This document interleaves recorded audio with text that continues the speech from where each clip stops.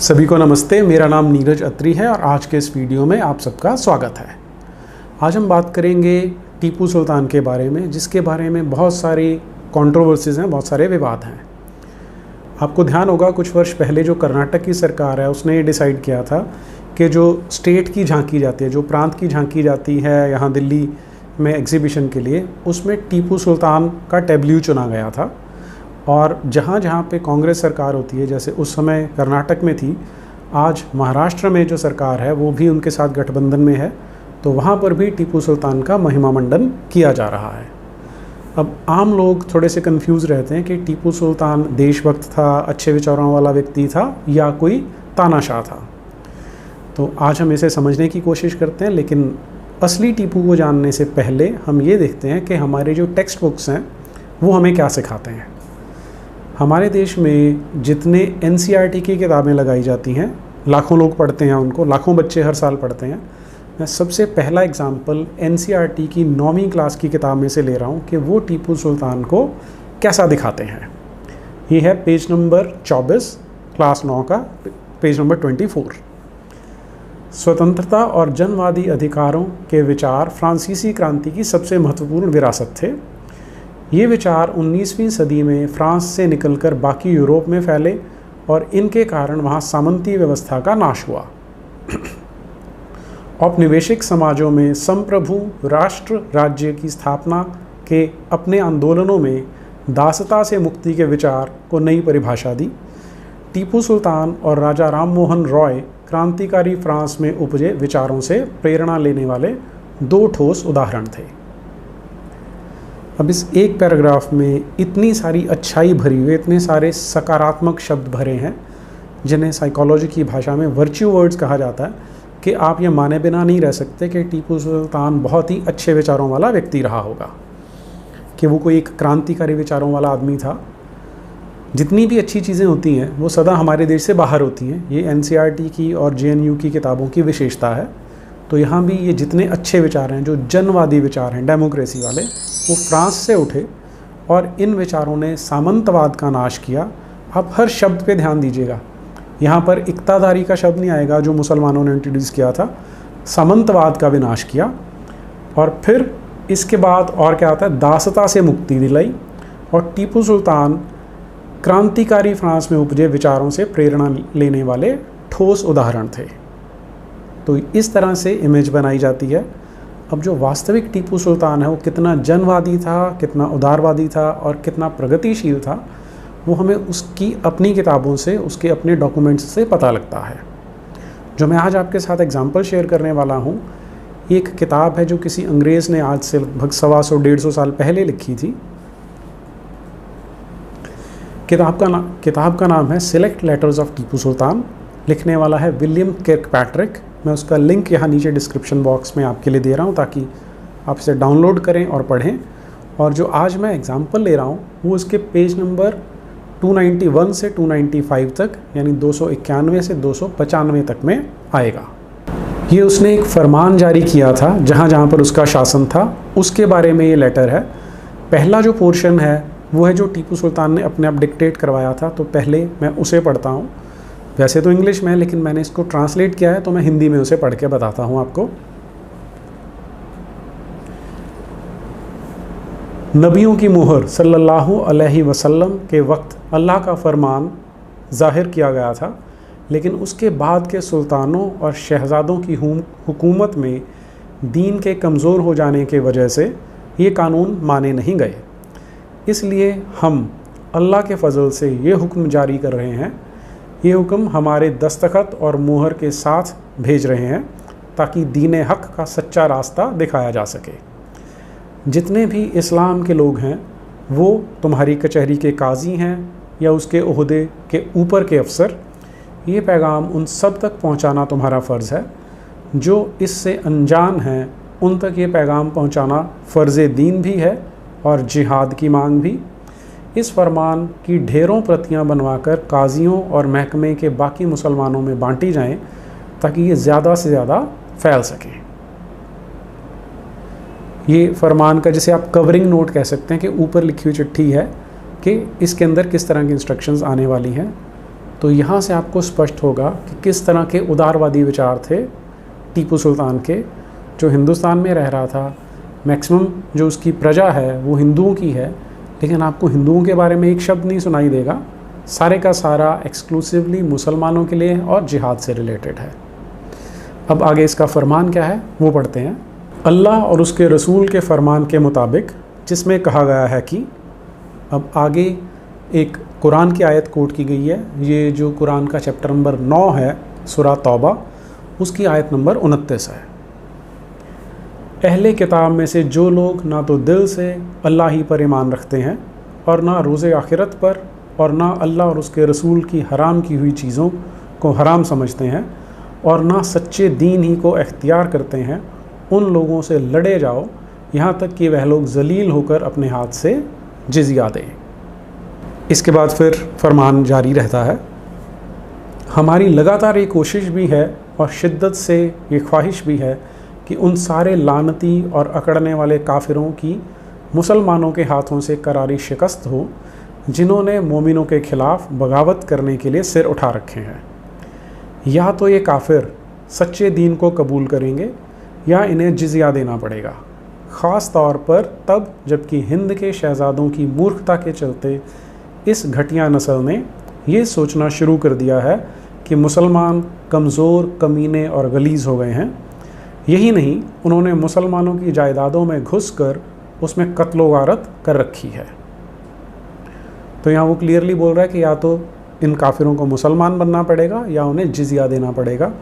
आपको ध्यान होगा, जिज़िया एक ऐसा टैक्स है जो नॉन मुस्लिम्स को ह्यूमिलिएट करने के लिए, जैसे यहाँ पे लिखा गया है, जलील करने के लिए लगाया जाता है उन पर। आगे फरमान कंटिन्यू होता है। इसलिए हम अपने अल्लाह में यकीन और अपने दीन की मदद से, जिसका कहना है कि, इसके बाद आगे जो चैप्टर नंबर 61 है, 61 है, उसकी आयतें हैं। ए ईमानदारों, क्या मैं तुम्हें ऐसी तिजारत बता दूं जो तुमको आखिरत के दर्दनाक अजाब से निजात दे? वह ये है कि अल्लाह और उसके रसूल पर ईमान लाओ और अपने माल व जान से अल्लाह की राह में जिहाद करो। अगर तुम समझो तो यही तुम्हारे हक़ में बेहतर है। ऐसा करोगे तो वह भी इसके एवज में तुम्हारे गुनाह बख्श देगा और तुम्हें उन बागों में दाखिल करेगा जिनके नीचे नहरें जारी हैं, और पाकीज़ा मकानात में जगह देगा जो जावेदानी बहिश्त में हैं। यही तो बड़ी कामयाबी है। इसलिए मैंने इनके ख़िलाफ़ जिहाद करने का इरादा कर लिया है। उनसे कहो कि बस वही करें जो हलाल है और उससे बचें जो हराम है, और अल्लाह के हुक्म पर चलें। दूर दूर तक के सारे मुसलमानों के कानों में से गफलत की रुई निकाल कर उन्हें ये बताओ कि मुसलमानों का असली कानून क्या है, ख़ास तौर से उनको जो कुरान पाक के मतलब से बेखबर हैं। कि आगे फिर से कुरान के 2 सेंटेंसेस आते हैं। काफिरों और मुनाफिकों की बात ना मानो, क्योंकि अल्लाह सब जानने वाला अल हाकिम है। उन्होंने काफिरों को अपना हुक्मरान मान लिया है और उन लानतियों की खिदमत में लग गए हैं। इसलिए जो काफिरों के इलाके में रह रहे हैं उन सबको ये पैगाम दे दो।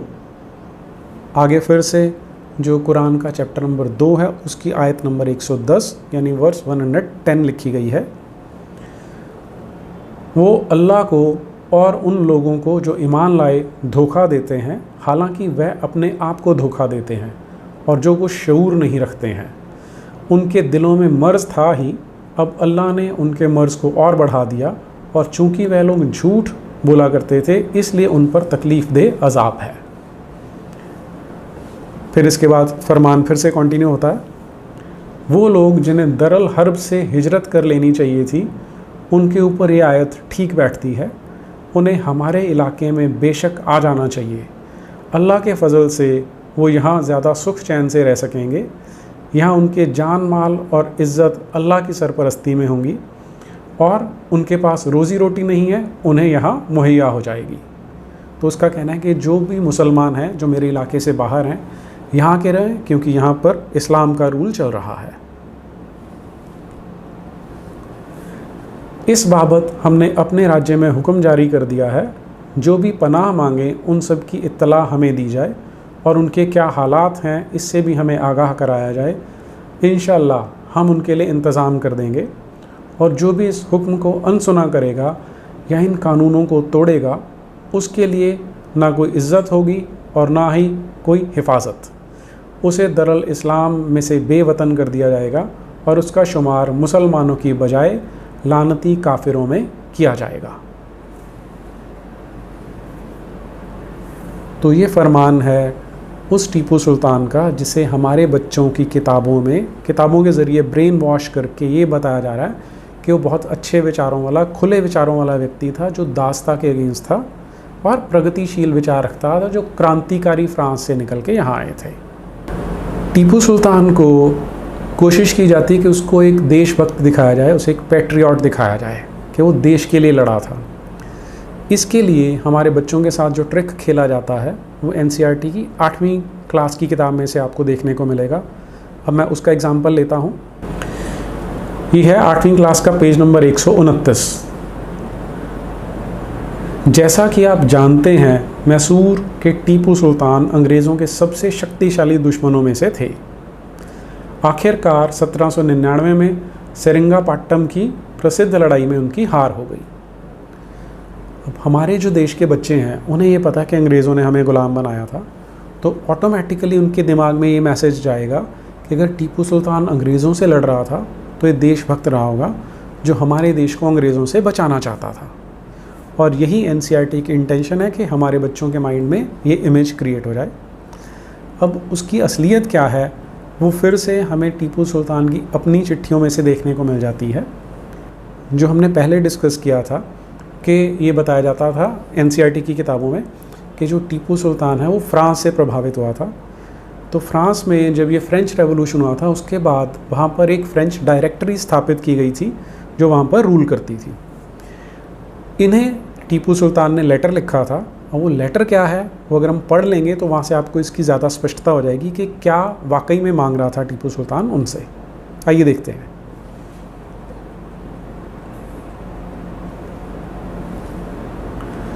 ये रेफरेंस में ले रहा हूँ, एक किताब है मेमोयर्स ऑफ टीपू सुल्तान, जिसे लिखने वाले पी क्रिक्टन नाम के एक विदेशी व्यक्ति हैं, और इस किताब में उन्होंने टीपू सुल्तान के ही मेमोयर्स रखे हुए हैं। मैं जो रेफ़र कर रहा हूँ आज वो है इसके पेज नंबर 126 से 130 तक, और इसका लिंक मैं नीचे डिस्क्रिप्शन बॉक्स में दे रहा हूँ। आप इसे डाउनलोड कीजिए और पढ़ के देखिए। उसने जो लेटर लिखी थी मैं उसे पढ़ता हूँ। मेरी सरकार और फ्रांस की दोस्ती से जलकर अंग्रेज़ों ने मराठों, निज़ाम अली ख़ान और मेरे बाकी दुश्मनों से दोस्ती कर ली है। कुछ साल पहले उन्होंने मुझसे एक जंग की थी जो कई साल तक चली थी, और इसके नतीजतन मेरे बहुत से ज़िले मुझसे उन्होंने छीन लिए हैं। मेरे 3 करोड़ और 30 लाख रुपए भी उन्होंने मुझसे छीन लिए हैं। अब वो मुझसे एक और जंग की तैयारी में है। मेरी इस बदकिस्मती से रिपब्लिक भी अनजान नहीं है। यहाँ पे रिपब्लिक जो कह रहा है वो फ्रेंच रिपब्लिक की बात कर रहा है कि मेरी इस हार से जो फ्रेंच रिपब्लिक है वो अनजान नहीं है। वो ये भी जानते हैं कि किस तरह मैंने एक एक इंच ज़मीन के लिए लड़ाई लड़ी है। आज ये ज़मीन हमारे सांझे दुश्मन के पास है।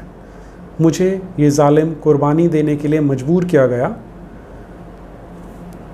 जो भी ज़मीन हम अपने दुश्मनों से जीतेंगे, अब यहाँ पर मैंने थोड़ा सा बीच में से हटा दिया क्योंकि वो टेक्निकल डिटेल्स थी, कि असल में यहाँ पे टीपू सुल्तान ये कह रहा है कि जो अंग्रेज़ हैं वो मेरे भी दुश्मन हैं और तुम्हारे भी दुश्मन हैं, और हमें इनको मिल के हराना चाहिए। तो उसके लिए आगे वो जो शर्तें तय कर रहा है, अब मैं उन पे आता हूँ।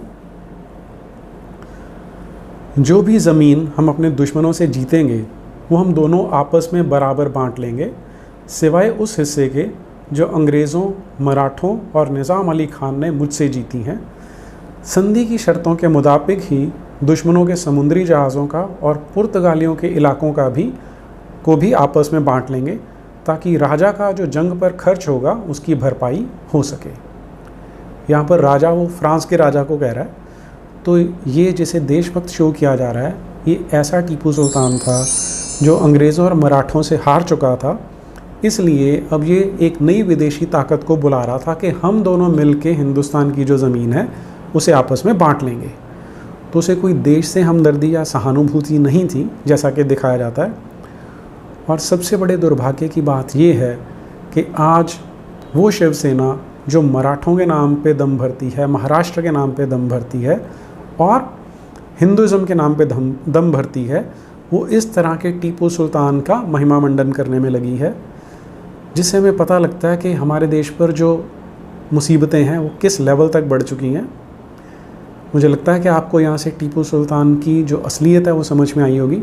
आज के लिए इतना ही। नमस्ते।